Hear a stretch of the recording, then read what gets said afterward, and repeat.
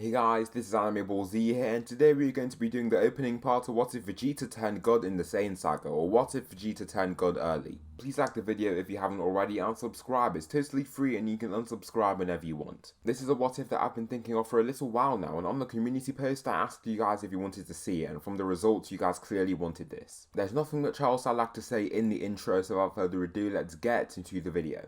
Slick talker since a jet. Winter time, all the time, ooh, yeah. Look at the way that I move, swag, disrespectful and I'm rude, okay. I had cocaine in the school. So the Raditz saga remains the same, and so Raditz is still killed off. However, the first major event that changes is when Nappa is beat up by Kaioken Goku. Vegeta looks on him with pity, but instead of killing him, he allows him to rest. Now you face me, the Prince of all Saiyans. Come on, follow me, Vegeta shouts, directing them to another area to battle in. They battle and the fight goes pretty much the same as the canon timeline. However, what changes are the thoughts that Vegeta's having as they continue their bloody bout. Instead, he doesn't feel a will to kill a pesky low-class Saiyan, but instead feels thrilled by the fight. He feels excited to battle another Saiyan with such strength, and this time he doesn't even aim his Gallic gun at the earth. The beam struggle is horizontal and Goku manages to still overpower him. Once he uses his classic Kaioken ×4 to overpower the superior Gallic gun, Vegeta just smiles once he sees his power. Vegeta still survives but doesn't immediately jump to go Nguzaru. He lands on a gizzard rock and looks down to Goku. Kakarot, you are the strongest Saiyan I've ever faced in my life, Vegeta shouts down in praise. You are too, Goku says weakly, barely able to stand. Have you heard of the Emperor Frieza, Vegeta asks, which makes Goku think. No, I don't think so, why, Goku asks. Frieza is the emperor that has enslaved us Saiyans for generations. He is the reason my father is dead. He continues to use our power to carry out his evil deeds, and he's so powerful that he doesn't even have to lift a finger himself, Vegeta explains, as he descends. Goku is still on edge and wants to battle, but Vegeta doesn't have the same attitude. Don't worry Kakarot, I won't kill you just yet, Vegeta says, slapping his frail body. Goku screams and falls to his knees, which just makes Vegeta chuckle. You really put everything into overpowering my Gallic gun, didn't you? Vegeta says, rather arrogantly as Goku raises back up. Goku is a little confused right now as he just doesn't really have an ulterior motive seemingly. You want to revive your friends? I know how you can fulfill that desire, Vegeta says, walking up closer to him. Why are you helping us? Goku asks weakly before staggering to one side. There are more Dragon Balls out there, however someone else wants the Dragon Balls too, Vegeta declares, making Goku confused. What I'm trying to say, Goku, is that there's a third party at hand. My leader, the man that enslaved me and all of my people, are people. His name is Frieza, the Emperor Frieza. If you want to retrieve the Dragon Balls from him, you'll have to train. As much as it hurts my ego, we don't stand a chance against him just yet, even together, Vegeta states, making Goku think. He's going to meet a strong enemy on Namek, but it'll be their only chance of reviving their friends. Krillin and Gohan, watching Nappa, who is near dead next to them, are very surprised to see Goku with his hand over Vegeta's shoulder, flying back with Vegeta. Unluckily, the group don't have Senzu Bean, so Goku is just weak and frail with little power left. Krillin holds his hands up to Vegeta and even creates a blast that he aims at him. Do not fret, I think me and Goku have made a compromise, Vegeta says, giving off a keen smile. Krillin's blaster decays, and after this they must try and heal Goku. While Vegeta urges them to heal Nappa, they are reluctant, but Vegeta explains to them that he is of no threat while under his command. Since Korin has no more Senzu Beans, they have to heal themselves naturally, and Vegeta has to talk with the group to actually formulate a plan. We need to get stronger quickly. Does your planet have anything to offer that provides that? Vegeta asks Krillin. We have the hyperbolic time chamber. If you train in there for a year, only a day passes on the outside, Krillin states. Wow, what a fine piece of technology. Maybe this planet isn't as primitive as I assumed it to be, Vegeta replies. So after a relatively short time, Korin can grow a single Senzu Bean and they use it to heal Goku. Nappa was more injured, but he isn't exactly trusted right now when Goku gets the bean first. His power level now reaches 12,000, and after this Goku is set to enter the hyperbolic time chamber. Gohan is also healthy enough to enter the time chamber, and Vegeta explains that he wants Gohan to enter too. He is keen on his potential since his power increased so drastically after Piccolo's death, and he believes that he has potential as being Goku's son. Therefore, the first two people to enter the time chamber are Goku and Gohan. Vegeta wants to enter too, but he can't because only two people can enter the chamber at a time. After analysing the boost to strength that the hyperbolic time chamber provides, I settled on a power boost of around 10 to 15 times. Also, after I did this, someone else somewhat agreed on the boost, and so this is the power boost I'll settle on. Goku's power level reaches 130,000 and is now capable of holding Kaioken ×5 like Kaioken ×2 just a year before. He hasn't tested his max Kaioken level yet, but he assumes it's high above that. Maybe something around Kaioken ×8 to Kaioken ×10.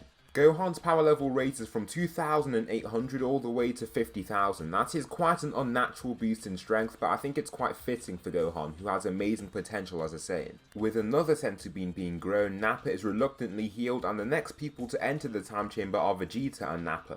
Nappa isn't much of a challenge for Vegeta, but he just grows more from solitary training. Vegeta's power level raises to 220,000 from 21,000 after the year passes, the power level he had after his fight with Goku. His power level raises less since it doesn't reach the in-canon 24,000 power level that he had after his fight with Goku in the Saiyan Saga because he didn't get as big of a Zenkai from the fight. Of course, this is because the fight was ended early. Nappa's power level grows from 6,000 to 60,000. During this time, they're trying to find the ship so that they can head to Namek. They find Kami's ship and Vegeta also donates his ship for research. This makes it a whole lot easier for Bulma to get this technology for space travel, and she even upgrades the ship with technology from Vegeta's ship. After Vegeta and Nappa head out of the chamber, the group head in again, but this time with different combinations of people. Nappa heads in with Gohan, and after his year, Gohan gains a stronger relationship with Nappa. He is quite hostile to the low-class hybrid, but eventually he opens up to him and tells him the stories of Planet Vegeta and even his grandfather, Bardock. He didn't communicate much with him, but he says that he remembers his smarts. They grow much stronger as they're closer in strength, but Gohan surpasses him rather quickly. Gohan's power level skyrockets to 1 million and Nappa's power level stays at around 650,000. For the next day, Vegeta and Goku enter the chamber and get even stronger as they are great rivals, and Goku reaches closer to his strength day by day. However, he can't surpass him just yet, and Goku's power level raises to 1.7 million and Vegeta's is at 2 million. With their powers at this level now and the ship is near ready, they get ready to head to Namek. We could easily kill Frieza now. I feel like I'm at the top of the universe, Vegeta exclaims, shouting to the sky. After the 4 consecutive days of the Saiyans entering the time chamber, the ship gets ready in a total of 10 days, just like in canon, and the upgraded ship is ready. It can travel slightly faster than the older ship, and Bulma has to follow the Saiyans since she can navigate it. However, once she arrives, she isn't going to be doing much, and she is pretty much advised to head back to Earth as quickly as possible. As they fly, they also press their strength to make sure that they don't get noticed. They have incredibly high power levels, all far surpassing the Ginyu Force and even Frieza's first form. After a month, the group arrive at the same time as in the canon timeline, and they are met by 3 soldiers. However, they are shocked to see who it is. Prince Vegeta, one soldier asks, seeing his power level at 1,000. You've gotten so weak that you even stand no chance against us, the soldier says humorously, shooting out a ki blast. However, Vegeta roars and releases his aura, blasting the aura back at the soldier. This blast gravely injures him, then Vegeta's power level skyrockets past 80,000 and continues to rise. Across the planet there is mayhem. Frieza is stuck in place and he can't even believe what is going on. 110,000, 125,000, Midoriya says in horror, while Zarbon and pretty much every soldier on the planet looks in the direction of Vegeta and his power signature. Vegeta stands against the soldiers regally, holding the 2 soldiers by the neck. Bring me Frieza, he exclaims, snapping both of their necks. Get ready everyone, it is time for war, Vegeta exclaims, which makes them all power up. Nappa smiles in reaction and they all scream in unison, releasing their full strength. Their silver auras combine and Vegeta then points to Frieza's direction.